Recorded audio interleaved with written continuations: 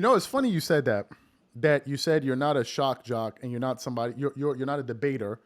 You're somebody that likes to just have conversations. It's funny you said that because I'm sure you've seen some episodes of me kind of defending Max Kellerman. I don't know Max Kellerman. I don't know any of these people, but it helps me. I believe that helps me to kind of express my opinion because I don't know anyone.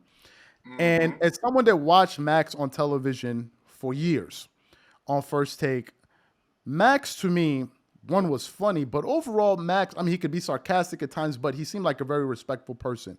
The thing that bothered me deeply, deeply was I didn't like the way he was being spoken to as a married man with kids. It really bothered me. So when I heard you about a month or so ago, Marcellus Wiley, who is not about the drama and the foolishness, is always like keeping it, peaceful and clean. For you to when you stood up and spoke on the behalf of Max Kellerman, I was like, it must have gotten to the point where even you were like, enough is enough. What made you decide to come to the aid and the defense of Max Kellerman at that moment? Yeah, man, to take it from the top of what you said, you're in a good position. And it was a difficult position for me to be in because since you don't know these people, these characters, it's kind of like the documentary where you don't have to get the principals to sign off. Like that's gonna be a good Mm, documentary. They ain't mm, sign off on it. They don't have last edit.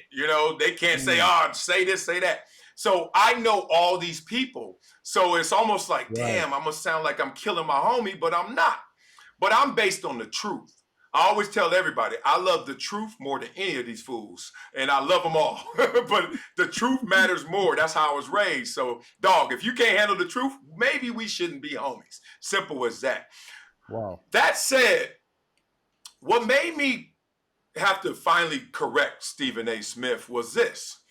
I'm at Fox and I'm watching First Take and I'm watching them get down and I'm like, one, that ain't Max to the fullest. I'm like, Max, Mm, what's wrong with you? And two, I caught what you caught. I was like, damn, Stephen A. Smith is belittling my dog. Like, what are you doing?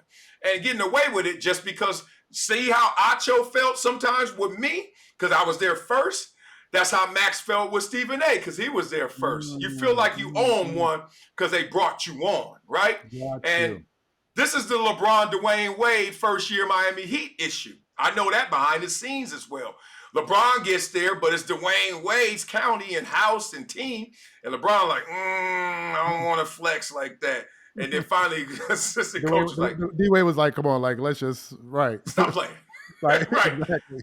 Stop playing. Like, go ahead and do you. So a lot of times these relationships, when you got two top dogs, it doesn't go smoothly because one of Mm, them is not fully flexing. So that's how that mm, went. So I'm watching Stephen A. Smith just talk about Max, talk to Max, and I was like, he ain't respecting his partner. But I'm working at Fox. Max is still working with him. I'm like, let it be.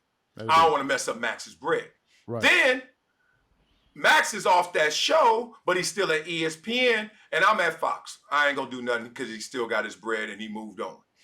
Then I leave FS1, but Max is still at ESPN. I said, don't mess with his bread. Mm, Because Stephen A. Smith's still going on his tour of assassinating his character. And then when I'm a fan of Joe Budden, actually know Joe Budden way back. We used to hang out a little bit. And I'm watching this show because I love his show, and I'm watching just like a fan, dog. And I'm watching Stephen A. Smith, and they went to him. And the way he flexed on Max 2 years later, after you already done shot and killed the dude and got him off the show, you dancing on the grave, even Joe Budden was like, oh, come on, Stephen A. Like, yeah, he and was I like, was like, yeah, he was surprised. Yeah, I saw it. yeah, Yeah, like yeah. what kind of, and to me, that's fraud. Dudes like that are frauds. I'm like, nah. Mm, So I'm listening intently, and I'm finally like, oh, wait a minute. I'm not at Fox. Max ain't at ESPN. This ain't gonna ah, hurt Max. I didn't right. call Max. Matter of fact, I haven't spoken to Max before that. Before that clip I saw, I talked to him like a couple months ago, and I haven't talked to him since. We text each other a couple times, some funny memes. Point being, I ain't do that for Max. I ain't do Mm, that to attack Stephen A. I mm, did that to correct this course of like, dog, you better recognize what you doing. And I'm a former athlete. And I'm a former broadcaster in mainstream media. And that ain't how we supposed to get down. We ain't Right. here for that. And Right. you dancing on the grave of this dude and then try to start ripping his stripes and credentials off just so you can seem more powerful. Mm, I was like, somebody gonna have to shine a light on these insecurities. And mm. I was like, there's no one better than me because I know everybody. I know everybody involved. And more importantly, I love the truth more than any of these fools. So I just had to set the record straight, speak the facts, and let it just go. And be respectful. Because I do like Stephen A. Right. That is the homie. When I see him next time, there's no love lost. And in part, I think that's why he hasn't come back at me. I was speaking those facts, and I ain't really come at him sideways. Now, if you want to listen to the full interview with Marcellus Wiley, be sure to head over to Apple Podcasts or Spotify and search for the Dreamers Pro Show to listen to the full podcast. Or if you want to watch the video version, we will be dropping the video interview later today.